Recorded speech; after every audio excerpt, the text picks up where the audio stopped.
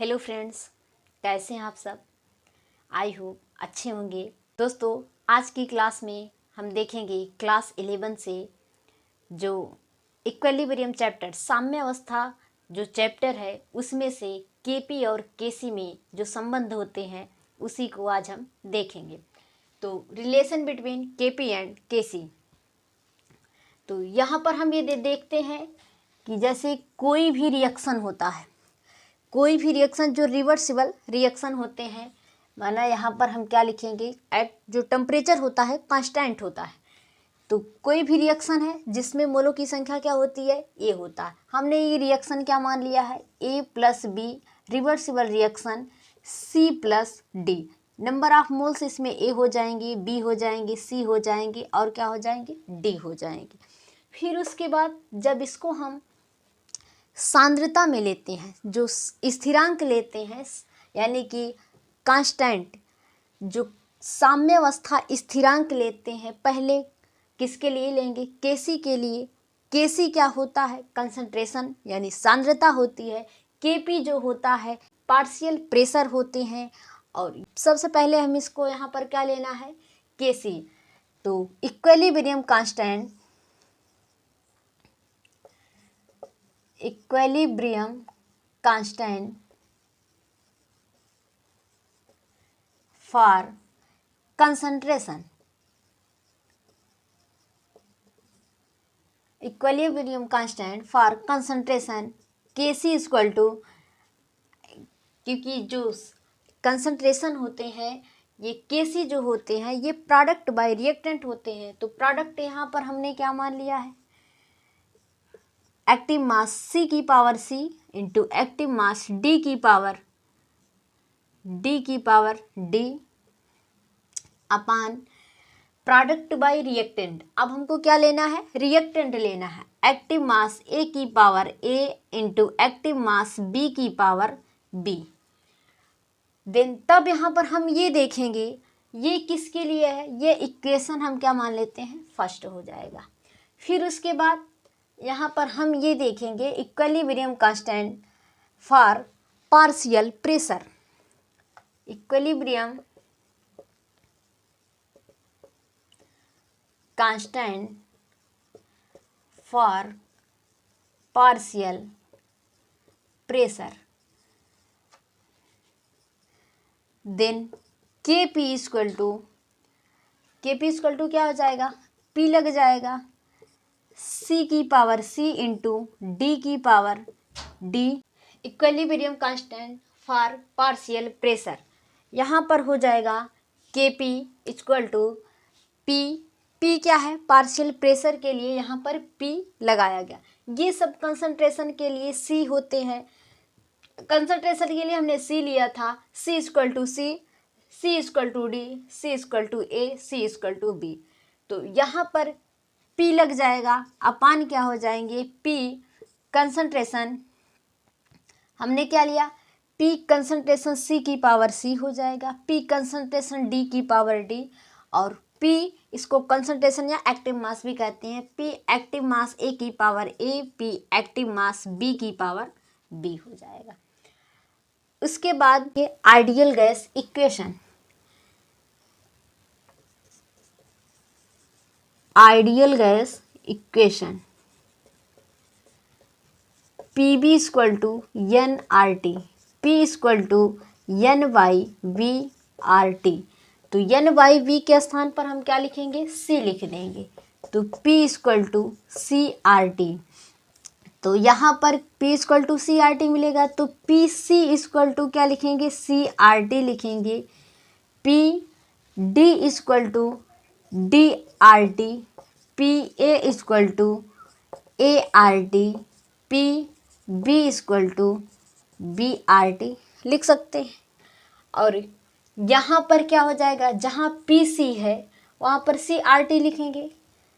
फिर उसके बाद ये इक्वेशन क्या करना पड़ेगा, रखना पड़ेगा। K P equal to P C के स्थान पर हम क्या लिखेंगे, सी आर टी की power C into D. PD के स्थान पर हमको क्या रखना, ये PD है, PD के स्थान पर DRT, DRT की पावर D अपान क्या हो जाएगा, ART की पावर A, BRT की power B। KP equal to ये C और D इसको एक तरफ कर लेंगे, RT को एक तरफ कर लेंगे। कंसंट्रेशन C की पावर C, RT की पावर C, फिर उसके बाद कंसंट्रेशन D की पावर D और RT की पावर D हो जाएगी अपान कंसंट्रेशन A की पावर A, RT की पावर A, फिर उसके बाद कंसंट्रेशन या एक्टिव मास B की पावर B, RT की पावर B। C और D, A और B एक तरफ कर लेंगे। KP equal to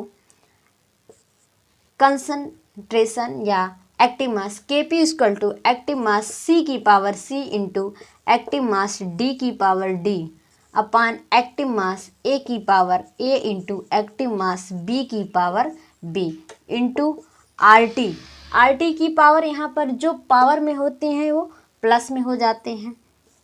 C plus D ये ऊपर की तरफ है और नीचे की तरफ क्या है, RT A प्लस B ये ऊपर चले जाएंगे। और यहाँ पर KP इक्वल टू हमने पहले ही देखा था, KC equal to active mass C की पावर C इंटू D की power D upon active mass A की power A into active mass B की पावर B होता है।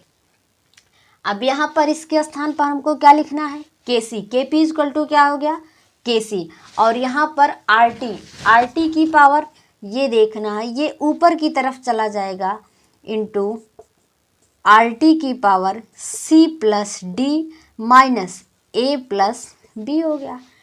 तो KP इक्वल टू जहाँ C plus D minus A plus B है, reaction जो था, एक रिएक्शन था A plus B reversible reaction C plus D, इसमें नंबर ऑफ मोल्स A थे, ये B थे, और यहाँ पर ये C थे, ये D थे।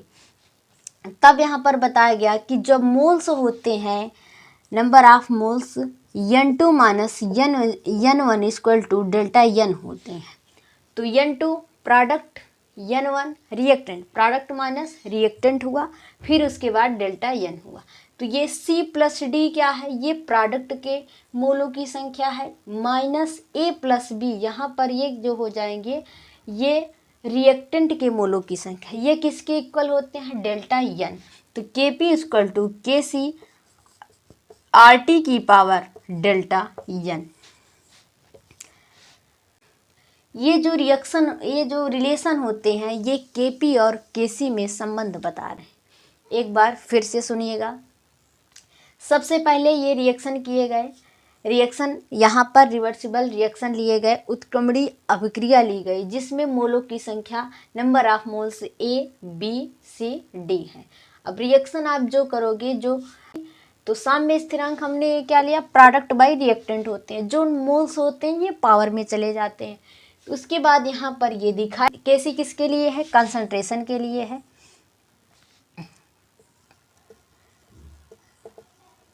कंसंट्रेशन कांस्टेंट, और KP जो होते हैं पार्शियल प्रेशर के लिए होते हैं। उसके बाद यहाँ पर आइडियल गैस इक्वेशन लिया गया, PB equal to NRT, P equal to N/V, RT हो जाएगा। N/V के स्थान पर C लिख सकते हैं, N upon V equal to C होता है।